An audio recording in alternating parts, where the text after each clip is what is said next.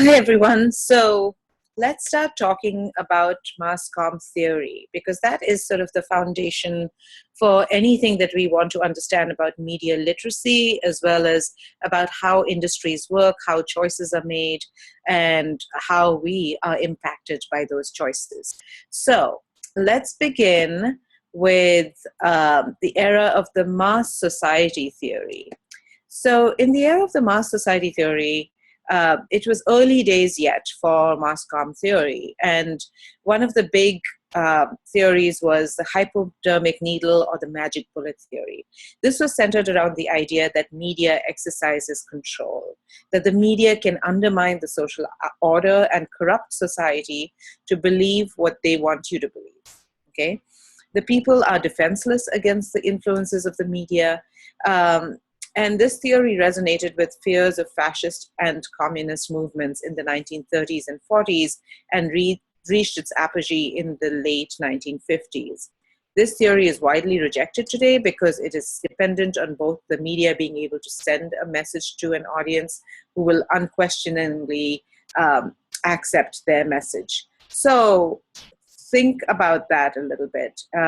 Do we really believe that the media are like a magic bullet or hypodermic needle that exercise such deep control over us?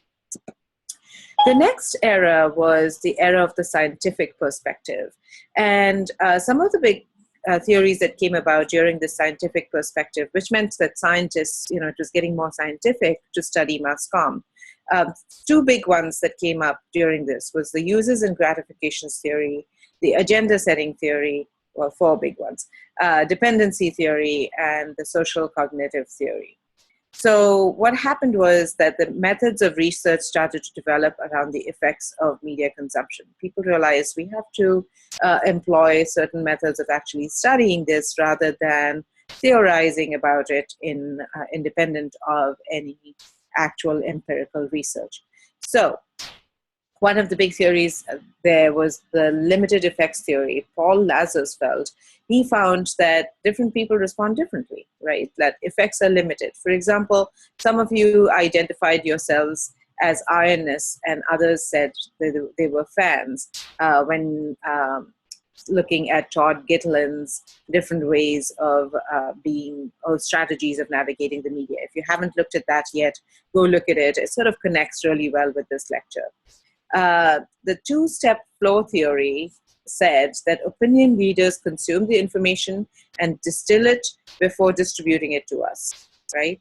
Television changed all of that. It didn't involve people holding on to the information until they were ready to print it the next day. That used to be true with print media, but television made it more immediate. And of course, today, I think the two-step flow theory of opinion leaders telling us how to think about things is actually on its way out, because we are forming our own opinions on social media. We are communicating our own theories. We are having a voice deeper and louder than ever before. So we don't necessarily need opinion leaders, although we still do follow several opinion leaders. So uses and gratifications theory. It says that we use the media, right? That we use it for our own gratification. It's an audience-centered theory that focuses on what people do with the media. So how many of you believe that we are entirely in control and the choice is entirely ours, right? Like we say, okay, I'm going to binge watch television. I am in charge of this. I will switch it on when I want. I will switch it off when I want. I will think the way I want. I will do this the way I want, right? So that's basically that particular piece of it. So agenda setting theory is another one that came about during this era. And this is a very important one for you to think about. Agenda setting theory says that the media may not tell us what to think, but they do tell us what to think about. Think about that. All right. Another one is the dependency theory. The media has their audience dependent on the consumption of media, sort of like the terrible image of the many needles injecting drugs into that arm. So according to Ball, Rokeach, and DeFleur, three media needs determine how important media is to a person at any given moment. One, the need to understand one's social world, that's surveillance. The need to act meaningfully and effectively in that world, which is social utility. And three, the need to escape from that world when tensions are high, that is fantasy escape. Okay. Another theory that came about was the social cognitive theory that said we either imitate or identify within elements of mass media. And think about that.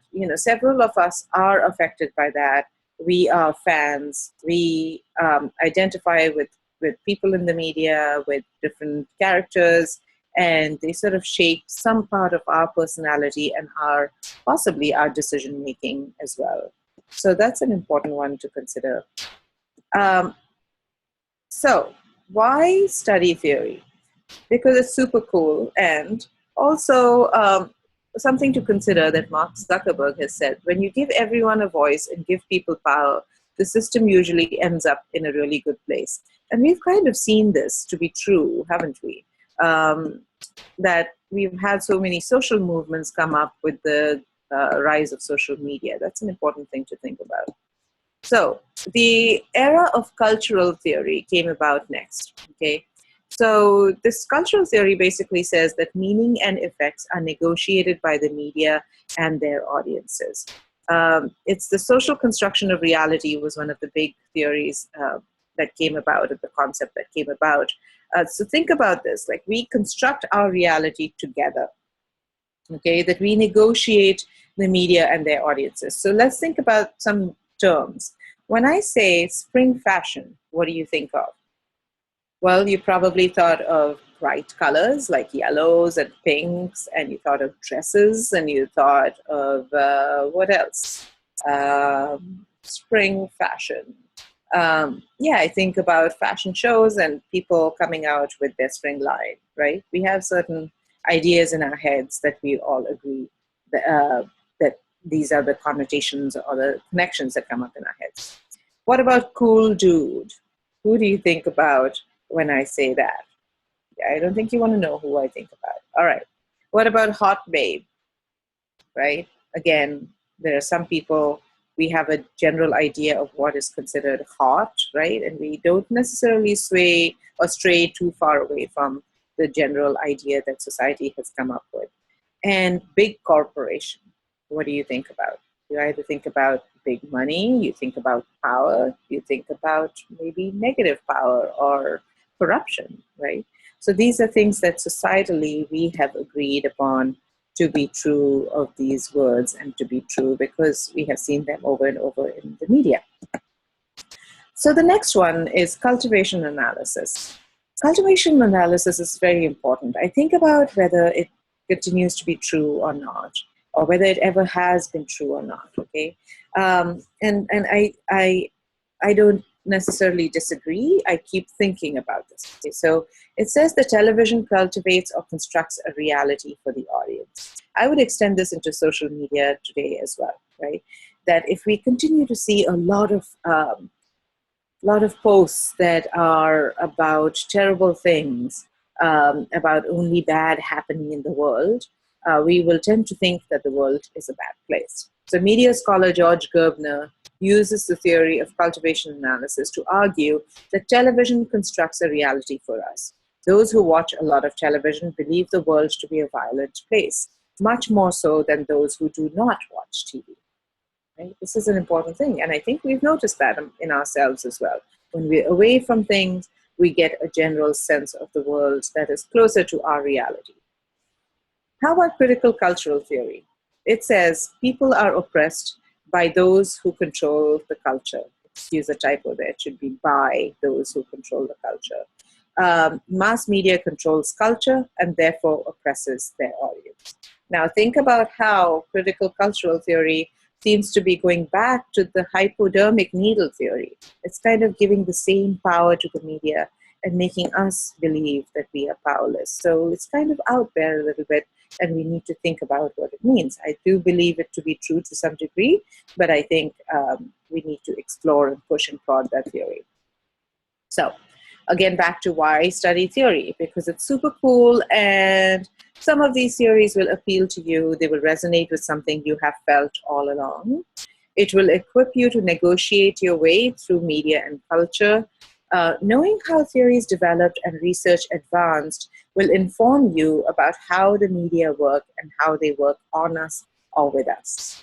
These theories will also inform your research paper, which is your big assignment for this class. Your research questions and your literature review can develop out of these theories. So that's an important thing to keep in mind. You may discuss how these theories apply to the research questions you ask in your paper for this class. Right? So that, in a nutshell, was media theory. I hope you get a good sense of it, and I hope you can use it in your papers. I hope from now on, when you encounter different ideas of the media, you think about, I wonder whether that is agenda setting, or use it at parties and talk to people and say, oh yeah, I think you are talking about social cognition. So enjoy theory, enjoy the rest of this module, and also hopefully the rest of this class. Thank you.